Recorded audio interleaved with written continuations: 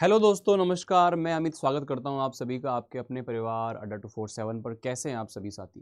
दोस्तों, आप लोगों का सीयूटी पीजी का स्कोर कार्ड आ चुका है, रिजल्ट आपके पास में है। मतलब अब आप सोच रहे हैं कि नेक्स्ट प्रोसेस क्या करें, अभी स्कोर कार्ड का करना क्या है, कैसे एडमिशन होगा जहाँ पे मैं चाह रहा हूँ, और जितना स्कोर मैंने लिया है उस पर मेरा एडमिशन हो पाएगा या नहीं हो पाएगा, ये क्या प्रोसेस रहने वाला है। देखो, सबसे पहली चीज़ तो ये कि आपके पास में जो आपका स्कोर कार्ड है ना, वो आपको उसको एवेल्यूएट करके रख लेना है कि कितना स्कोर है।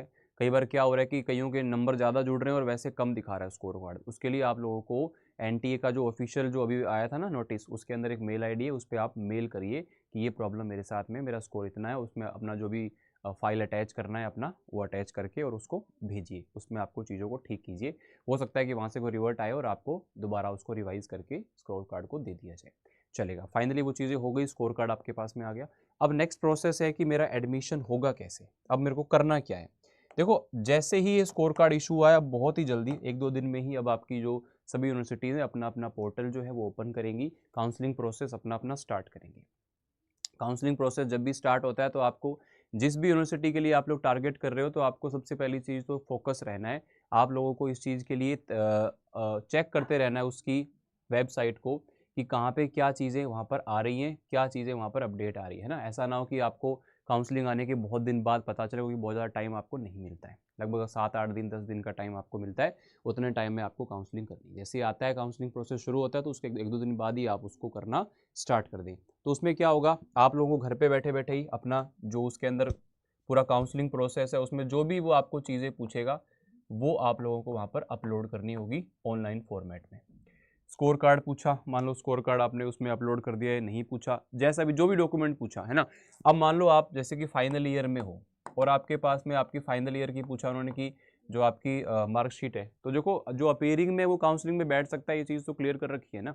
तो इसलिए अगर आपके पास में फाइनल ईयर की मार्कशीट नहीं है या ऐसा कोई भी डॉक्यूमेंट नहीं है, तो उसके लिए आप लोग वहाँ पर जो वहाँ पे ऑप्शन दिया होगा, स्पेस दिया होगा जहाँ पे आप लोग उस डॉक्यूमेंट को अपलोड करते हैं, तो वहाँ पे आप लोगों को एक अंडरटेकिंग लगा देनी है। वहाँ पे आप लोगों को एक अंडरटेकिंग लगा देनी है, जिसमें आप लोग ये चीज़ एक्सेप्ट करें कि मेरे पास में ये डॉक्यूमेंट नहीं है, मैं इसलिए इस कारण से, और उसके नीचे अपने साइन करके उसको अटेस्टेड करके और फिर उसको अपलोड कर दीजिए। ठीक है ना।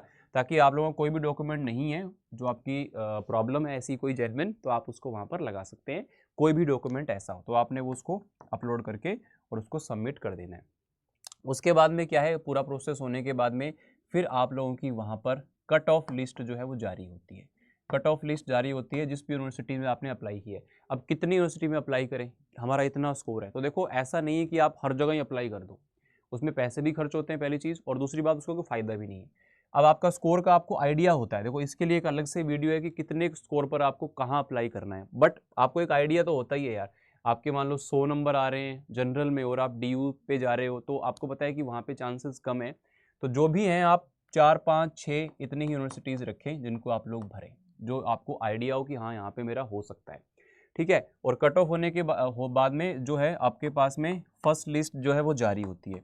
अब फर्स्ट लिस्ट कई बार ओपनली नहीं आती है, पता नहीं चल पाता है, तो आप लोगों को जो भी मेल आईडी आपने दिया होता है वहाँ पे आप लोगों को मिलती है। तो आप चेक करते रहें मेल आईडी को, और मेल को अपने को चेक करते रहें। ठीक है। ऐसा ना हो कि आप मेल ही नहीं देखें और कट ऑफ जारी, कई बार इंटरनली भी पूरा प्रोसीजर हो जाता है। तो सब चीज़ें होने के बाद में फिर आपको वहाँ पर जो है फीस सबमिट का ऑप्शन आता है। तो वहाँ पर आप फीस सबमिट कर देते हैं, जो भी आपको टाइम पीरियड वो देते हैं, तो फिर आपका वहाँ पर जो है एडमिशन पक्का हो जाता है। उसके बाद आपको फिजिकली जा करके यहाँ पर जो डॉक्यूमेंट है वो वेरीफाई कराना होता है। डॉक्यूमेंट वेरीफाई कराना होता है जो भी, और वहाँ पर भी बाई चांस आपके पास कोई डॉक्यूमेंट नहीं है, तो वैसा ही अंडरटेकिंग फिर उनकी तरफ से आपको एक मिलता है, जिसमें आप बताते हो कि मैं इस तारीख को इस समय तक ये डॉक्यूमेंट आपको प्रोवाइड करा दूंगा, और आपका हो जाता है। मान लो आपने कोई टारगेट आपका दूसरा था और आपका किसी दूसरी यूनिवर्सिटी में हो गया, तो आप क्या करेंगे उस केस में। आपका टारगेट था डीयू और दूसरे में कम वाले में हो गया, तो उस कंडीशन में क्या करना चाहिए। देखो, वैसे जहाँ पे आपने एडमिशन लेना था वहाँ पे पहले नहीं हुआ, लेकिन बाद में आपका सेकंड लिस्ट में हो जा रहा है ना, तो आपने अभी एडमिशन यहाँ पे ले लिया, तो आप लोगों को क्या करना है बच्चा, वहाँ पर भी फॉर्म फिलअप करके डॉक्यूमेंट वेरिफिकेशन के लिए जाना है। वहाँ पर भी आपको फीस सबमिट करनी है। अब आप कहेंगे सर यहाँ फीस भर दी, वहाँ पे भी फीस भरेंगे क्या। तो ऐसे तो दिक्कत आ जाएगी।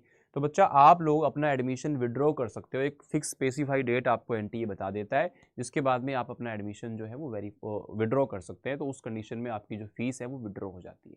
थोड़ा सा टाइम लगता है इस प्रोसेस में, लेकिन जहाँ पे आप एडमिशन चाहते हो वहाँ पे आपको मिल जाएगा, है ना। तो इसलिए इस चीज़ का भी आप ध्यान रखें। अगर आपका फर्स्ट जहाँ पे भी होता है आपको ले लेना है। अगर आपका आसपास का ही कॉलेज है ऐसा जहाँ आप सोच रहे थे थोड़ा बहुत ऊपर नीचे है, तो वो आपको ले लेना है ना। और उसके बाद जहाँ पे आप चाहते थे वहाँ हो गया तो फिर उसमें फीस भर के उसमें सबमिट कर दो, इधर से आपका रिफंड आ जाएगा। एक प्रॉपर टाइम आपको देते हैं, उसमें आपका रिफंड आ जाता है। तो ये चीज़ें आप लोग ध्यान रखें और 5-6 यूनिवर्सिटीज़ ही भरें जो कि आपको लगता हो। हर जगह पे पैसे ना खर्च करें, उसका कोई फ़ायदा भी नहीं है।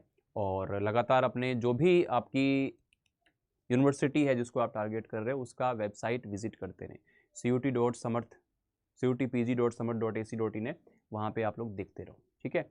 बाकी और कोई भी आपकी डाउट है तो आप कमेंट कर सकते हो या फिर मुझे मेल कर सकते हो amit.sharma@adda247.com, ठीक है। या फिर आप लोग CUT PG LLB की तैयारी कर रहे हो, आप लोग नेक्स्ट ईयर के लिए तैयारी करना चाहते हैं, या फिर कोई ऐसा बच्चा है जो ड्रॉपर है या फिर फाइनल ईयर के अंदर है, तो बच्चा CUT PG LLB के लिए फाउंडेशन बैच है हमारा, विजय बैच, जिसको आप लोग ज्वाइन कर सकते हो adda247 की वेबसाइट पे जाके। मैक्सिमम डिस्काउंट के लिए मैं आपको एक कोड बता रहा हूँ जो आपको लगाना है, जिससे आप लोगों को मैक्सिमम डिस्काउंट मिल जाता है, ठीक है। चलेगा, मिलते हैं आप लोगों से अगले सेशन में। तब तक के लिए पढ़ते रहिए, मस्त रहिए, स्वस्थ रहिए। Thank you.